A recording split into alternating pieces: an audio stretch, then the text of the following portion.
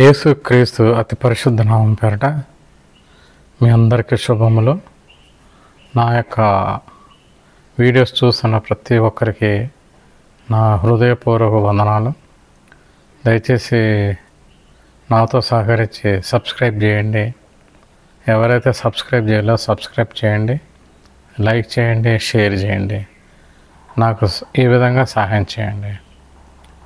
పోయిన వాక్యంలో సైతాను చేసేటటువంటి ట్రిక్స్ గురించి చెప్పాను. సైతాను యొక్క ప్లాన్స్ ఏంటంటే, మనుషుని అంటే తన యేసుప్రభు బిడ్డల్ని కానీ ఇతర బిడ్డల్ని కానీ మొత్తం మనుషులను అందరినీ నిజమైన దేవుని వైపు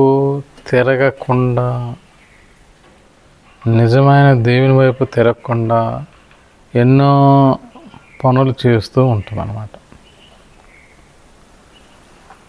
ఈ సైతాను యొక్క పనులు ఎక్కువగా వాటి యొక్క రెస్పాన్సిబిలిటీ అంటే వాటి యొక్క గోల్ కానీ వాటి యొక్క టార్గెట్ దేని మీద ఉంటుందంటే విశ్వాసుల మీద ఉంటుంది.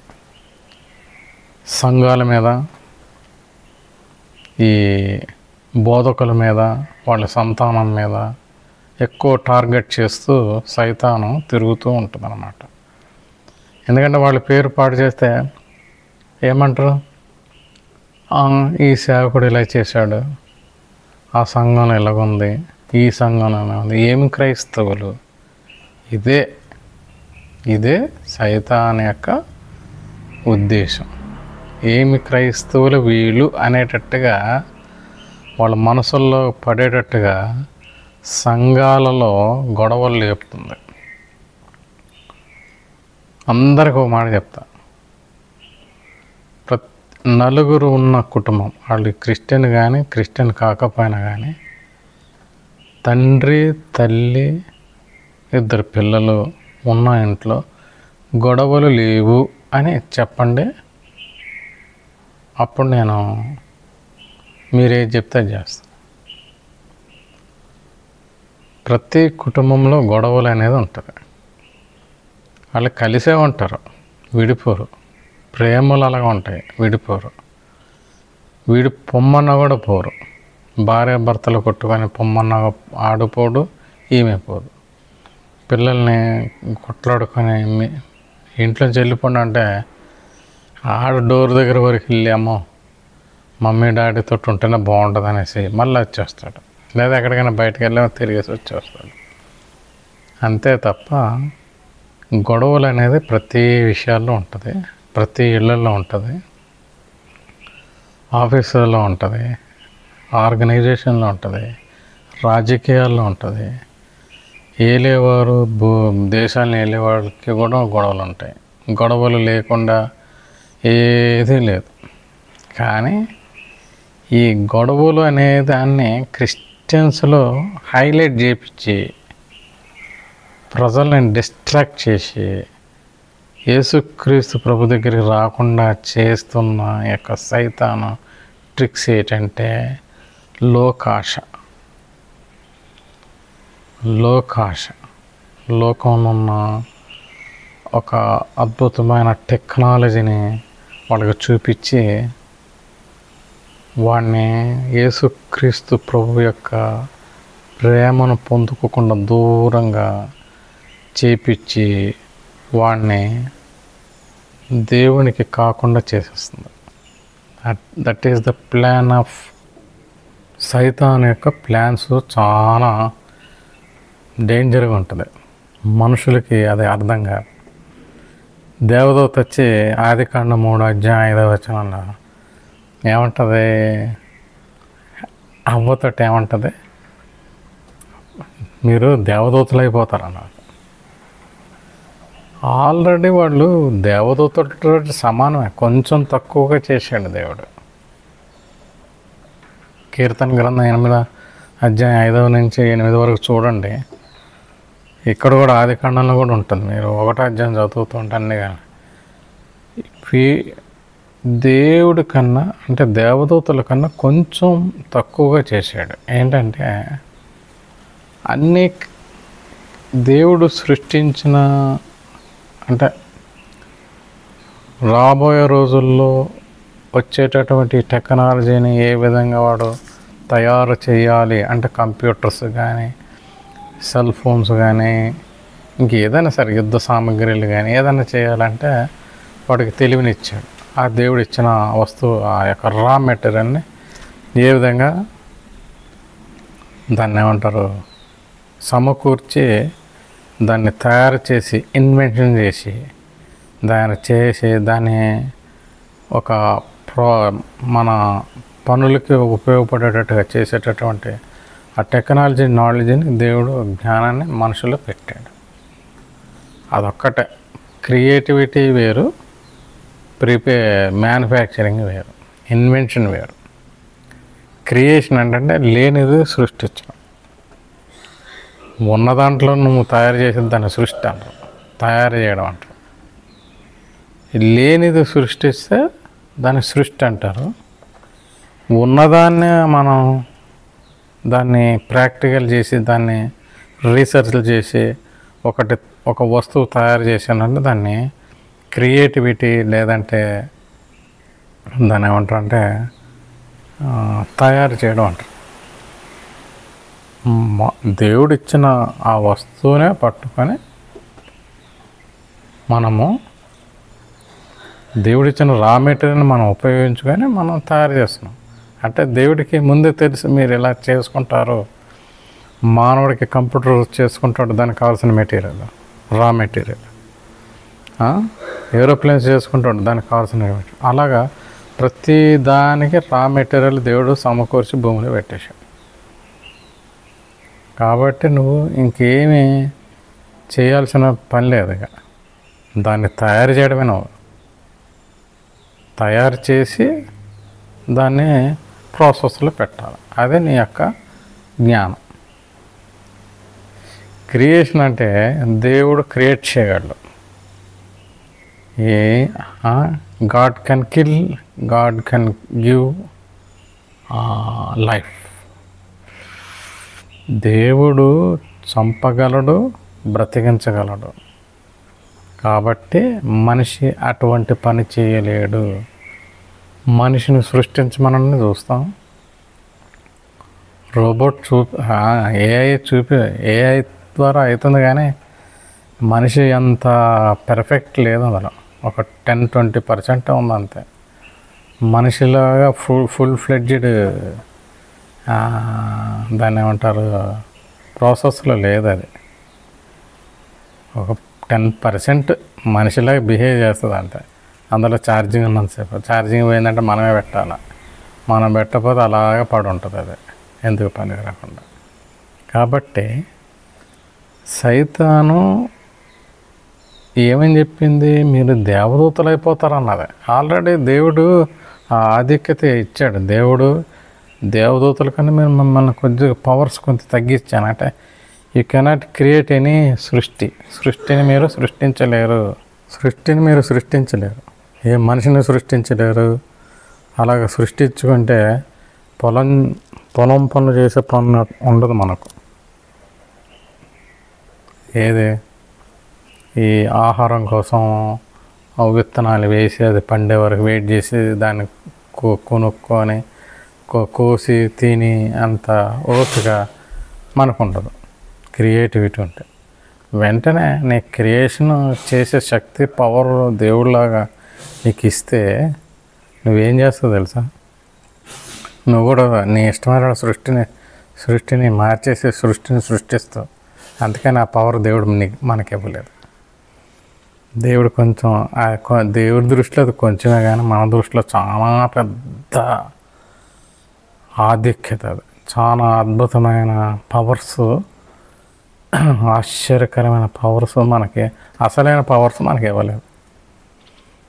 మనకి ఇచ్చింది ఏంటంటే దేవుడు క్రియేట్ చేసి పెట్టిన ఆ యొక్క దాన్ని ఏమంటారంటే రా మెటీరియల్ మాత్రమే ఏ విధంగా వాడాలో దాన్ని ఏ విధంగా మలుచుకోవాలో, దాన్ని ఏ విధంగా ఇన్వెన్షన్ చేసి తయారు చేయాలో, ఏరోప్లేన్స్ కానీ, కంప్యూటర్స్ కానీ, టీవీస్ కానీ ఏ విధంగా తయారు చేయాలో అటువంటి శక్తిని నీకు ఇచ్చాడు అంతే.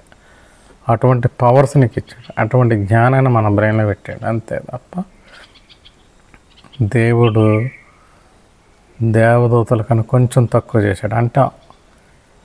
నేను చెప్పబోయేది ఏంటంటే, దేవుడు ఆదికాండము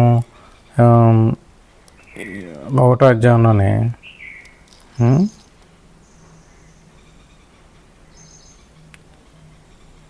దేవుడు 1వ అధ్యాయం లాస్ట్లో ఆకాశ పక్షులను, భూమి మీద ఉన్న ప్రతి ఒక్క జంతువుని ఏలండి అని, భూమిని నింపండి భూమిని స్వాధీనపరచుకోండి అన్నాడు. అంటే పాపం చేయకముందు కూడా సంతానాభివృద్ధి ఉందని దాని యొక్క అర్థం. బాగా సంతానాభివృద్ధి చేసి భూమిని స్వాధీనపరచుకొని సమస్తమని ఏలమని చెప్పాడు. అంటే ఒక రాజ్య పరిపాలన, అంటే ఈ భూమిని తయారు చేసి క్రియేట్ చేసి దేవుడు మానవ చేతులు పెట్టాడు. ఏలుకోండి బాబు, ఏలుకోండ్రా,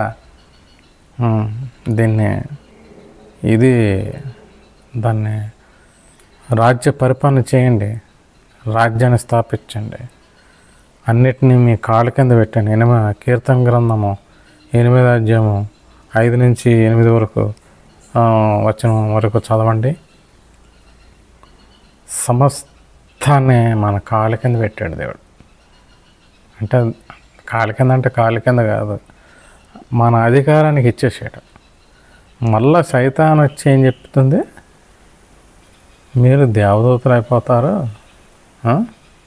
సమస్తం మీ చేతిలో ఉంటుంది అనేసి అంటున్నాడు. ఆల్రెడీ ఉంది, మళ్ళీ ఈడేంది ఇచ్చేదట. ఈయన ఇచ్చింది ఆల్రెడీ దేవుడు మనకి ఇచ్చేసాడు ఈ భూమి అంతటిని. మళ్ళీ సైతాన్ వచ్చి నువ్వు ఈ పండు తిని మొత్తం ఇది అయిపోతుంది అంటే ఎంత మోసం అండి. అక్కడ తెలివి తక్కువది అవ్వ గబుక్కనే వలలో పడిపోయాను. అసలు మాట్లాడడమే తప్పు. సరే ఏదో మాట్లాడింది అనుకోండి,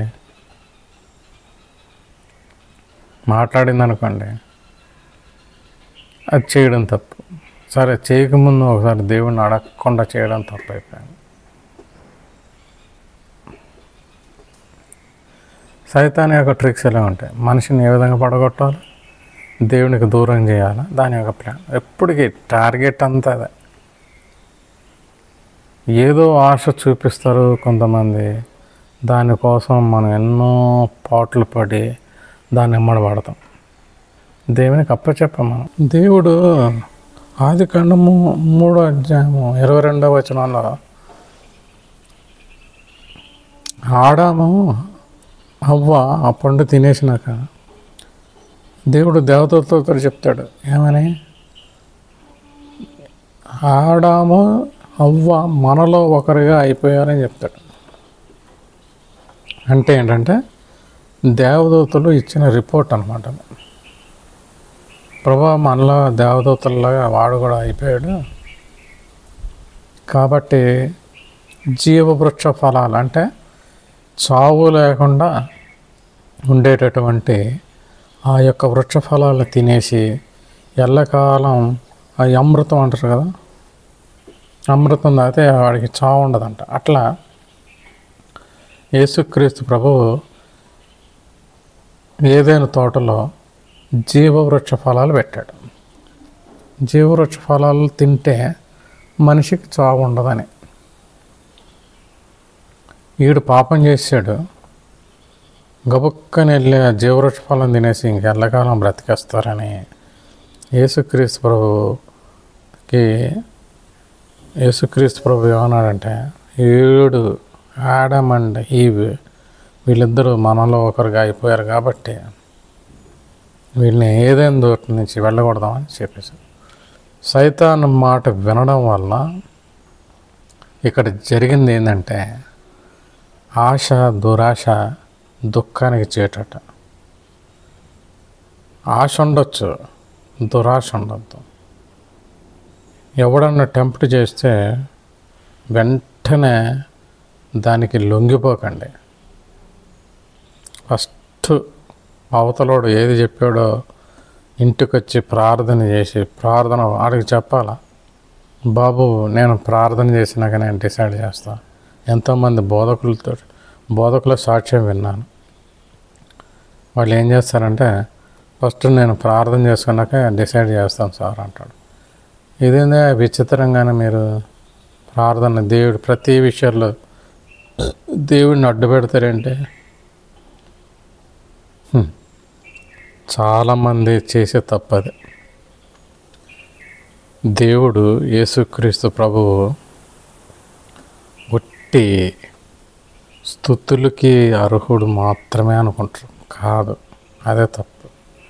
నువ్వు చేసే ప్రతి పని వర్షిప్ తోటి సమానం. దేవుడిచ్చిన పనిని సక్రమంగా చేయడమే నువ్వు నిజమైన స్తుతియాగం చేస్తున్నట్లు లెక్క. నువ్వు దేవుని స్తుతిస్తున్నావంటే హల్లెలూయా స్తుతి మహిమ అనుకుంటా పాటలు పాడేసి స్తోత్రం ప్రభువా హల్లెలూయా హల్లెలూయా అని ఏవో మాట్లాడేసి, పాటలు పాడేటప్పుడు ఇలా చేతులెత్తి పాటలు పాడేసి ఇంటికి వచ్చేసిన తర్వాత ఇంకా అయిపోయింది, దేవుడికి ఇచ్చింది ఇచ్చేసిన, ఇంకా నా ఇష్టం వచ్చి నేను ఉండొచ్చులే అని అనుకోకండి. అదే పెద్ద తప్పు. సైతాన్ యొక్క తెలివితేటలన్నీ. ఆ దేవుడిని స్తుతించావు కదా, చేతులెత్తి స్తుతించావు కదా, ఇంకంతే, ఇంక మన దారి మనదే అంటే ఇక జీవితానికి సంబంధించిన పనులు ఉంటాయి చూడండి, అది దేవునికి సంబంధం కాదనుకుంటారు. స్కూల్స్లో అడ్మిషన్ చేసేటప్పుడు ప్రార్థన పూర్వకంగా అడ్మిట్ చేయరు. సబ్జెక్ట్ తీసుకునేటప్పుడు ప్రార్థన పూర్వకంగా చేయరు. ఎగ్జామ్స్ ప్రిపేర్ అయ్యేటప్పుడు ప్రార్థన పూర్వకంగా చేయరు. అది దేనికి సంబంధం కాదు. ఉద్యోగాలు పొందడం కోసం దొంగ సర్టిఫికేట్లు తయారు చేసుకోవడం దేనికి సంబంధం కాదనుకుంటారు. చాలా తప్పు. అదే పాపం. దేవుని ఇన్వాల్వ్మెంట్ లేకుండా నువ్వు ఏది చేసినా తప్పే. నీళ్లు తాగిన ఊపిరి పీల్చిన దేవా నీ యొక్క సహాయం చెయ్యి అని చెప్పాలి. దేవా నీళ్ళని ఆశ్రయించు, నేను పీలుస్తున్న గాలిని ఆశ్రయించు. మీకు తెలుసో తెలియదు కానీ మైక్రోస్కోప్లు గాలిని కానీ చూస్తే ఊపిరి పీల్చరు మీరు. అన్ని మైక్రోబయాలజీ అంటూ చూడండి, వాడిని అడగని చెప్తారు. గాలిలో ఎన్ని మైక్రో జీవులు. మైక్రో అంటే ఏంటంటే కనబడనటువంటి ద స్మాలెస్ట్ ఆర్టికల్, దాన్ని మైక్రో అంటారు. మైక్రోబయాలజీ అంటే కంటికి కనబడనటువంటి జీవుల గురించి చదివేటటువంటి ఒక సబ్జెక్ట్. అది మైక్రోబయాలజీ అంటే గాలిలో ఎన్ని ఉన్నాయి మైక్రోస్కోప్లో పెట్టి చూస్తారు జీవులు. నీళ్ళలో ఏమున్నాయి జీవులు, కనబడనటువంటి జీవులు ఏమున్నాయని మైక్రోస్కోప్లు పెట్టి చూస్తారు. That is called microbiology. అలాగా నువ్వు ఊపిరి పీలుస్తున్నట్టు ఎన్ని జీవులు లోపలికి వెళ్తే నీకేం తెలుసు. దాన్ని క్లీన్ చేస్తుంది లంగ్స్. దగ్గొచ్చి మనం ఫ్లమ్ వచ్చి ఊసేస్తాం చూడండి, దట్ ఈజ్ ఆటోమేటిక్ దేవుడు క్రియేట్ చేసిన ఒక అద్భుతమైన అవుట్ గోయింగ్ ఇది టెక్నాలజీ అన్నమాట. నీకేమైనా ఇన్ఫెక్షన్ వచ్చిందంటే అది దగ్గు జలుబుగా తయారై బయటికి ఆ యొక్క ఫ్లమ్ ద్వారా బయటికి వెళ్ళిపోతూ ఉంటుంది. అది అంత దేవుడు. కాబట్టి ప్రతి విషయం నేను చెప్పేది ఏంటంటే, ప్రతి విషయంలో కూడా దేవుని యొక్క ఇన్వాల్వ్మెంట్స్ ఉండాలి. అడుగు వేస్తే దేవుడు యొక్క ఇన్వాల్వ్మెంట్. వంట చేసేటప్పుడు కూడా ప్రార్థన చేసి చేయండి. ప్రమాదాలు కావచ్చు, కూర సరిగా రాకపోవచ్చు, పెద్ద పెళ్ళి చేస్తారు, పెళ్ళి చేయకముందు ప్రార్థన చేయండి. అలాగే ఇంట్లో కూడా మనం ప్రతి విషయంలో పొద్దున ఇలా లెగుస్తున్నప్పుడు కూడా, ప్రభువా నేను ఇలా లెగుస్తున్నా, నీకు సహాయం చేయి, నా పనుల్లో సహాయం చేయి, నేను ఎక్కడికి వెళ్తున్నా సహాయం చేయి, పలానా ప్రాంతానికి వెళ్ళాలి నువ్వు సహాయం చేయి, ఈరోజు రేషన్ తెచ్చుకోరా సహాయం చేయి, కూరగాయలు తెచ్చుకోవాలా సహాయం చేయి. ఆ కూరగాయలకు సంబంధం ఏంటిది అండి? అదే మరి దేవుణ్ణి పక్కన పెట్టడం, దేవుని స్తుతించడం అంటే అదే. ప్రతి విషయంలో దేవారాత్రులు నా ఆజ్ఞని ధ్యానించబడి ధన్యుడు అంటే అదే. ఎప్పుడు కూడా ప్రతి విషయంలో దేవుని ఇన్వాల్వ్మెంట్ పెట్టుకొని, దేవా నేను చేస్తున్నాను, ఇలాగ వెళ్తున్నాను, అక్కడికి వెళ్తున్నాను, నీకు తెలుసు ఏ పని, ఆ పని దేవుడి ముందు ఫస్ట్ పెట్టు. అది ఏదన్నా కానీ, చిన్నదైనా కానీ పెద్దదైనా కానీ, టీ చేయడం కానీ, కాఫీ చేయడం కానీ, ఊపిరి పీల్చుకోవడం కానీ, నీళ్లు తాగడం కానీ, ఏదన్నా దేవునికి పెట్టి, దేవా స్తోత్రం, ఈ నీళ్ళను ఆశీర్వదించు, అది నా బాడీలో మంచిగా పనిచేసేటట్టుగా చెయ్యి అని ప్రార్థన చేసి తాగాల. తినే వస్తువుని ప్రార్థన చేసి తినాలి. నువ్వు పీల్చుకున్న గాలి మరి ఉచితంగా ఇచ్చాడు కాబట్టి దాని వాల్యూ తెలియట్లే. కాబట్టి దేవుడు ఇచ్చిన ప్రతి దానిని మనము స్తుతించి, ప్రతి విషయంలో దేవుని ఇన్వాల్వ్మెంట్ పెట్టి మనం ముందుకు వెళ్తే, దేవుడు ప్రతి విషయంలో నేను ఆశీర్వదించి దీవించి వరదల్లా చేస్తాడు. నేను ఇంతకుముందు ఒక మాట చెప్పాను, ఏదో బెనిఫిట్ కోసం దేవుడి దగ్గరికి రాకండి. చాలామంది ప్రసంగాలలో యేసుప్రభుని నమ్మేసుకోండి, మీకు అది వచ్చేస్తుంది, బాగైపోతారు, ఆరోగ్యం వచ్చేస్తుంది, డబ్బులు వచ్చేస్తాయి, కార్లు వచ్చేస్తాయి, ఇళ్ళు వచ్చేస్తాయి. రావు వస్తే రావచ్చేమో కానీ అది కరెక్ట్ కాదు. అంటే దేవుణ్ణి ఒక పనివాడిలాగా వాడుకోకండి. దేవుడు ఏమన్నాడు, మనస్ఫూర్తిగా నా దగ్గర రండి. దేవుడు ఇస్తాడో లేదో అది పక్కకు పెట్టేసాడు. ఇస్తాడు. ఫస్ట్ నువ్వు చేయాల్సింది ఏంటంటే, దేవుడు నువ్వు నిజమైన తండ్రిగా నువ్వు అంగీకరించాలి. నిజమైన రక్షకుడు, నా తండ్రి దేవుడు నిజమైన రక్షకుడు, నన్ను పోషించే దేవుడు, నన్ను కరుణించే దేవుడు, నన్ను కాపాడే దేవుడు, ఈయన లేకపోతే నేను బ్రతకలేను అనేటటువంటి ఒక మనస్ఫూర్తిగా నువ్వు ప్రేమించి ఆయనని వెంబడిస్తే అప్పుడు నీకు అన్నిస్తాడు. అంతేగాని ఈయనని వెంబడిస్తే, యేసుక్రీస్తుని ప్రభువుని నమ్ముకొని ఆయన వెంబడిస్తే మనకి ఇల్లు వస్తాయి, ఆరోగ్యం వస్తుంది, అవి వస్తాయి, ఇవి వస్తాయి అని దానికోసమని దేవుడు నమ్ముకున్నావు అనుకో, దేవుడు నీకు ఇవ్వడు. అంటే నువ్వు ఏదో బెనిఫిట్ కోసమే దేవుడిని ఫాలో అవుతావా? బెనిఫిట్ లేకపోతే దేవుడిని ఫాలో కావా? అంటే నీ విశ్వాసం అంత గొప్పదన్నమాట. నీ ప్రేమ అటువంటిది.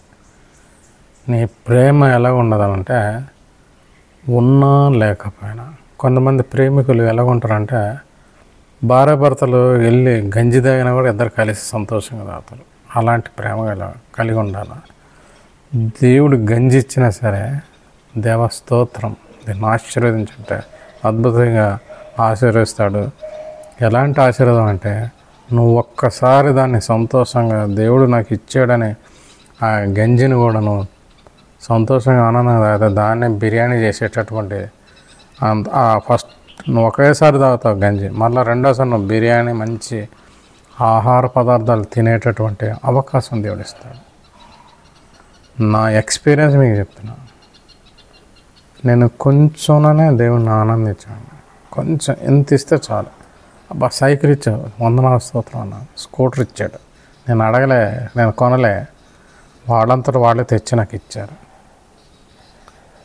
నేను దేవుడిని అడిగిన, ప్రభు నాకు సైకిల్ చాలా కష్టమవుతుంది అంటే, బస్సులో వెళ్దాం అనుకున్నాం. బస్సులో తిరిగితే కష్టమవుతుంది, లేట్ అవుతుంది. దేవుడు స్కూటర్ ఇచ్చాడు. అలాగా ఒకటి దాని తర్వాత ఒకటి, ఆ చిన్న స్కూటర్ తోటే నేను ఎంజాయ్ చేశాను.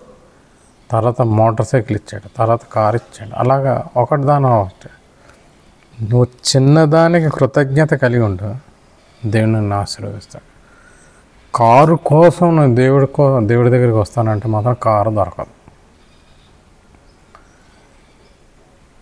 ఇదివరకు యేసుప్రభుని ఏ విధంగా అంగీకరించారంటే మా పూర్వీకులు వాళ్ళ యొక్క ఆస్తి అంతస్తులు అన్నీ వదులుకొని వచ్చేసారు. అంటే వాళ్ళ యొక్క బెనిఫిటరీ ప్రాపర్టీస్, ఆ యొక్క అన్ని ఆస్తులు అన్నింటినీ వదులుకొని వచ్చేసారు. అది లవ్. అప్పుడు దేవుడు నీకు ఇస్తాడు. నువ్వన్నీ వదులుకొని దేవుడి దగ్గరికి రా, నీకు ఇస్తాడు. అంతేగాని ఏం వదలకుండా దేవుడు ఇవన్నీ ఇవ్వడం కోసమే. దేవుడు హల్లెలూయా స్తుతి మహిమ అని చెప్తేనే అనే దానికోసమే దేవుడు అంతే, పలానా బెనిఫిట్ కోసమే దేవుడు అనేసి దేవుడిని వెంబడిస్తే దేవుడు మనకి ఇయ్యడు, ఉన్నది పోతుంది. ఎప్పుడైతే నువ్వన్నీ వదులుకొని సమస్తం అంటే నీకున్న ఆస్తి గీస్తి వదులుకోవాల్సి వచ్చిందనుకో దేవుడి కోసం, దేవుడు నిన్ను దీవించి నువ్వేదైతే పోగొట్టుకున్నావో దానికి 4 ఇంతలు, నేను 1000 ఇంతలు ఎక్కువ ఇస్తాడు. నిన్ను అడుక్కోవడానికి చెయ్యి చాపనేవాడు దేవుడు. తన బిడ్డల్ని అడుక్కోనేవాడు. బైబిల్లో ఉంది. నువ్వు ఆయన గనపరచు. ఎలా గనపరచాలి? ప్రతి విషయంలో కూడా ఆయన ఇన్వాల్వ్మెంట్ చేయి. ఆయన యొక్క సజెషన్ అడుగు. స్కూల్లో జాయిన్ అవుతున్నావా? ప్రభువా జాయిన్ అవుతున్నా. ఏ స్కూల్లో జాయిన్ అవుతున్నా? పలానా స్కూల్లో జాయిన్ అవుతున్నా. మన మనుషుల్ని వెళ్ళి అడుగుతాం. నన్ను అందరూ వచ్చాడు ఇది ఏ స్కూల్లో తెలుసా? క్రైస్తవుడికైతే ఒకటే చెప్తా, పోయి ప్రార్థన చేయి. దేవుడు ఏది చూపిస్తాడో తప్పకుండా చూపిస్తాడు నీకు దాని ప్రకారం. కాబట్టి నేను చెప్పబోయేది ఏంటంటే, దేవుణ్ణి తక్కువ అంచనా వేయకండి. తక్కువ అంచనా వేయడం అంటే ఏంటి? దేవుడు ఆల్రెడీ మిమ్మల్ని గొప్పగా చేస్తానన్నాడు, భూమిని ఏలుకోమన్నాడు, సర్వ సృష్టిని నీ చేతిలో పెట్టేశాను, నీ ఇష్టం వచ్చిన వాటిని వేలుకో. కానీ వాటిని ఆహారంగా, ఈ జీవుల్ని జీవించే వాటిని ఆహారంగా ఇవ్వలే. ఆకుకూరలు పచ్చకూరలే దేవుడు ఆహారంగా, చెట్లు మాత్రం ఫలించే పళ్ళను మాత్రం మనం తిని బ్రతకమని చెప్పాడు. అప్పుడు నాన్ వెజిటేరియన్ లేదు, ఓన్లీ వెజిటేరియన్. తర్వాత నాన్ వెజిటేరియన్కి పర్మిషన్ దేవుడు ఇచ్చేశాడు. కానీ మొత్తం భూమిని అంతటిని మన చేతికి ఇచ్చేసిన తర్వాత కూడా ఇక అవ్వ ఏం చేసింది? ఇదంతటి నాకు కావాలనుకొని సైతాన్ని మాట్లాడాను. ఆల్రెడీ ఇస్తే మళ్ళీ ఈడొచ్చి నేను ఇస్తాను ఈ పండు తినే అంటే మీరు దేవదూతలాగా అయిపోతారు. మ్యాజిక్లు జిమిక్లు వచ్చేస్తాయి. ఏమొచ్చినాయి? ఉన్నది పోయా. అప్పుడు ఉండేదేమో మరి అనుకున్నవి ఏమన్నా తయారు చేయాలంటే దేవుడు పవర్ ఇచ్చేవాడు, ధనాన్ని అయిపోయేవేమో. ఇప్పుడు చూడండి, మనం మోకరించి ప్రార్థన చేసి ఉపవాస ప్రార్థన చేసి చేసి చేసి చేసి అప్పుడు దేవుడు మనకి ఇస్తాడు. అప్పుడు అలా లేదనుకుంటున్నాను నేను. ఎందుకంటే ఈ పండు తినకముందు మనం అనుకున్న వెళ్ళనే అయిపోయేవి. ఒక్కటే దేవుడు ఇవ్వలేదు. చంపిన తర్వాత మనిషిని బ్రతికించడం మనిషికి చేత కాదు, మనిషిని సృష్టించడం చేత కాదు. మనిషినే కాదు, సృష్టిలో ఉన్న ఏది కూడా వాడు తయారు చేయలేడు. అటువంటి శక్తి మాత్రం దేవుడు ఇవ్వాలి. మిగతా అవన్నీ దేవుడు ఇచ్చేసాడు. అన్నీ ఇచ్చినాక మళ్ళీ సైతాన్ వచ్చి నీకు అది ఇస్తా ఇది ఇస్తా అలాగైపోతారని మోసం చేసేసాడు. ఇప్పుడు కూడా మీరు అలాగే మోసపోతున్నారు. అవ్వలాగానే మీరు తప్పుడు సమాచారం విని, తప్పుడు వాక్యాలు విని, వాడేదో చెప్పింది వాడు చెప్పింది వీడు చెప్పింది కదా. బైబుల్ చెప్పింది మీరు చేయండి. బైబిల్ చదివి దాని ప్రకారం చేయండి. అంతేగాని బైబిల్ చదవకపోవడం వల్లనే అందరూ దారి తప్పిపోతున్నారు. బోధకులు మొత్తుకుంటున్నారు, జాగ్రత్త జాగ్రత్త జాగ్రత్త అంటే ఈడేదో మత ప్రచారము ఆ ప్రచారం అంటున్నారు. మత ప్రచారం ఏంటండి? ఇది ఒక అడ్వైజు, ఒక కాషను, ప్రీకాషన్స్ అంటే ప్రీ అంటే ముందు, కాషన్ అంటే జాగ్రత్తలు, ముందు తీసుకోవాల్సిన జాగ్రత్తలు చెప్తున్నారు, ప్రికాషన్స్. దాన్నేమో మతబోధ అంటారు. మతబోధ ఏంటండి? నాకు అర్థం కాదు. మతం మనిషిని కాపాడుతుందా? మనిషిని జీవింపజేస్తుందా? దేవుని యందు విశ్వాసం జీవింపజేస్తుంది. దేవుని నమ్ముకుంటే జీవింపజేస్తుంది. అది మీకు చెప్తుంటే మీరేమో మత ప్రచారము ఆ ప్రచారం, ఏ ప్రచారాలు చేయాల్సిన అవసరమే లేదు మాకు. బోధకులు కానీ ఎంతమంది అయితే ఉన్నారో వాళ్ళందరూ మత ప్రచారం చేయాల్సిన పని లేదు. కాబట్టి మీరు దయచేసి బైబిల్ కరెక్ట్గా చదువుకొని 1కి 10 సార్లు చదివి ఎనీ డౌట్ దేవుని అడుక్కుంటూ ప్రార్థన చేసి, అదే ప్రార్థన అంటే, అది దేవుని స్తుతి చేస్తే తప్పకుండా దేవుడు మీకు సాయం చేస్తాడు. వాక్యం అర్థం కాలేదా? మోకరించి ప్రార్థన చేయి, నీకు అర్థమవుతుంది. పరలోక జ్ఞానం నీకు ఇస్తాడు. ఒకటే చాలామందికి చెప్తున్నాను, ఉద్యోగస్తులు కానీ, పనోళ్ళు కానీ, టీచర్లు కానీ కాదని, ఒక టీచర్ కానీ, ఒక పని అబ్బాయి కానీ, వాడికి ఇచ్చిన పని ఏదైనా సరే, గవర్నమెంట్లో కానీ ప్రైవేట్ కానీ, వాడికి ఇచ్చిన పనిని సక్రమంగా క్వాలిటీ మెయింటైన్ చేస్తూ, యజమానుని మోసం చేయకుండా, యజమానుడిని మోసపుచ్చకుండా, వాళ్ళు కళ్ళు కప్పి మోసం చేయకుండా సిన్సియర్గా పనిచేసి ఆ యొక్క పనిని కరెక్టే చేస్తే దేవుని స్తుతించినట్టే లెక్క. నువ్వు గవర్నమెంట్ ఆఫీసర్ కానీ, టెక్నికల్గా కానీ, మెకానికల్గా టీచర్ కానీ, అది ఆ వస్తువుని తప్పుగా ఆ వస్తువు తయారు చేయడంలో కానీ, లేకపోతే టీచింగ్లో కానీ, కోచింగ్లో కానీ మ్యానిపులేట్ చేసేసి తప్పుగా చేస్తే మనం దేశద్రోహం అయిపోతాం, దేశానికి నష్టం కలుగుతుంది. అలా చేయడం వల్ల నువ్వు చేసే పని, ఒక పనిని ఇది తయారు చేసి పెట్టానికి అన్నప్పుడు వాడు యజమానుడు అన్నీ చేసి పెట్టేస్తాడు, వీడి మీద నమ్మకాలి. వీడేం చేస్తాడు, అందులో ఉన్న కొన్ని దొంగతనం చేసేసి ఏవో డూప్లికేట్లు పెట్టేసి యాజ్ ఇట్ ఈజ్ ఒరిజినల్గా ఉండాలి. కొనేవాడు అమ్మ కంపెనీ నుంచి వచ్చిందని నమ్మకంతో తీసుకెళ్తాడు, అదేదో అవుతుంది, ప్రాణాలు పోతాయి. అంటే దేశద్రోహమే కదా. ఇప్పుడు టీచర్ ఉందనుకోండి, వాళ్ళకి కరెక్ట్గా టీచింగ్ చేస్తే వాళ్ళకి బుర్రలోకి ఎక్కుతుంది. అనగా అని ఒక సినిమా చూశాను. అందులో పిల్లలకి ఏ విధంగా టీచింగ్ చేయాలని, పిల్లలకి టీచింగ్ కరెక్ట్గా చేస్తే దేశ పౌరులు అవుతారు. సరిగ్గా టీచింగ్ వాళ్ళకి అర్థం కాకుండా టీచింగ్ చేసేసి, అసలు టీచింగ్ చేయకుండా, క్లాసులకు వెళ్ళకుండా, నెల జీతం తీసుకొని వెళ్ళిపోతూ, టీచర్లు టీచింగ్ చేయకుండా, ఈ లెక్చరర్లు కోచింగ్ ఇవ్వకుండా, సరైన విధానంగా పిల్లల్ని సరిదిద్దలేదనుకోండి, దేశ పౌరులు గారు దేశద్రోహులు అయిపోతారు. అంటే దాన్ని తయారు చేసింది ఎవరో మనమే కదా. సరిగ్గా టీచింగ్ చేయకపోవడం వల్ల దేశద్రోహులు అయిపోతారు. దేశానికి నష్టం, వాళ్ళ కుటుంబానికి నష్టం, వాళ్ళ ప్రాంతాల్లో ఉన్నవారికి నష్టం. కాబట్టి మన నష్టాన్ని కలిగజేయాలన్న టీచర్ చేతన ఉంటుంది, లాభం కలిగజేయాలన్న టీచర్ చేతన ఉంటుంది. అది ఆ యొక్క పవర్స్ దేవుడు మనకి ఇచ్చాడు. కాబట్టి దేవుడు ఇచ్చిన పనిని సక్రమంగా చేయలేదంటే దేవుణ్ణి అవమానపరుచినట్టు అవుతుంది, దేశానికి ద్రోహం చేసినట్టు అవుతుంది, సర్వనాశనం అయిపోతుంది. ఎప్పుడు కూడా ప్రతిదీ నమ్మకంగా పనిచేయడమే దేవుని నిజమైన స్తుతి. కాబట్టి నేను చెప్పేది ఏంటంటే, సైతాను మాటలు వినకుండా మీకు ఏ డౌట్ వచ్చినా ప్రార్థన పూర్వకంగా బైబిల్ చదువుకుంటూ,